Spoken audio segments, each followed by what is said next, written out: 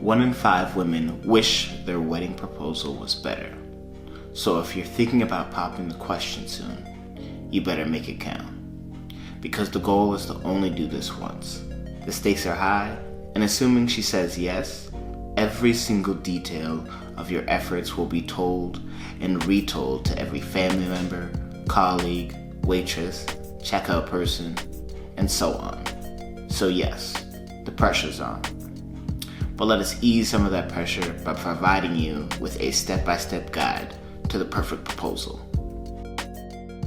What's going on? This is Richard from A Man About Style. If you're new here, make sure to like and subscribe. If you just want to support the work, hit us up on the Venmo. But let's get into it. First things first, none of these steps matter if she's gonna say no. So ask yourself this question: am I rushing ahead? If the answer is yes, you have some thinking to do. If the answer is no, proceed to picking out a ring. The one thing you never want to do though is propose out of obligation. After selecting who you're gonna marry, your next big task is to select which rock you're gonna give her. Now, choose wisely, because she's gonna wear this ring till death does she part. But before you head out, remember this: know her ring size, know your budget, and of course, know what general style or cut that she likes.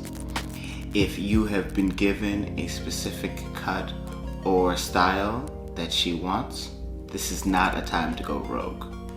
1 in 10 women said that they would reject a proposal if they didn't like the ring. So, I'm here for you. As far as budget goes, feel free to ball out, but just remember, after your perfect proposal is all the expenses of your dream wedding. So that begs the question: should you still ask the family for approval? Yes. It's been said that you don't just marry a person, you marry the family. And in a 2015 study, 1 in 5 women said they would decline a proposal if their partner was not liked by their family. So it's a good gesture to keep your future in-laws in the loop. If she's not cool with her dad, well, ask the senior member in their family for approval. Now that we get the prerequisites out of the way, let's figure out how to choose the right proposal location. When considering places to propose, make a list of all the places that you've had memorable moments as a couple. So think about your first date, places where you had your first kiss, or even just wherever you expressed your love for her. If none of these places are memorable, or you don't feel like reliving that McDonald's date, then think about some places that she's expressed interest in.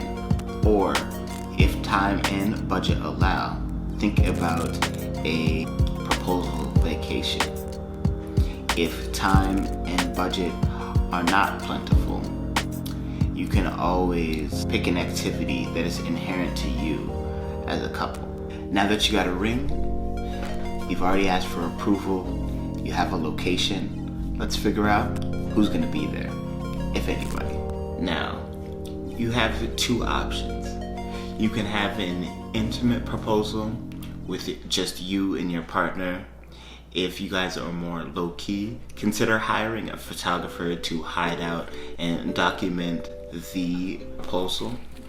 Or you can have a larger affair where you can invite your family and friends. Think about people that may be in your wedding party.